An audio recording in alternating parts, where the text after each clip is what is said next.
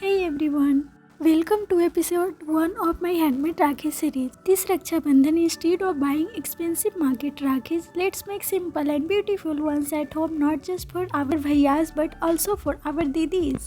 Today we are making a beautiful flower Rakhi using basic stitching thread. Let's get started. You will need yellow and blue sewing thread, a tag, B7000 glue, a transparent sheet and a blue stone. And instead of a stone, you can also use a ball or a bead or mirror also. First, wrap the yellow thread around a small card or tag multiple times. Gently pull it out, tie two tight knots in the center and cut both looped ends. Now gently comb the threads of flower all around to spread them out into a circle. Next, I took a OHP sheet, traced a circle using a cap and pen and cut it out with scissors. Apply B7000 glue on a transparent sheet. If you don't have B7000 glue, you can use regular Fevicol instead. Stick the thread flower and trim the edges neatly into a round flowers. Take around 20 cm of blue and yellow thread, line by line 5 to 6 times.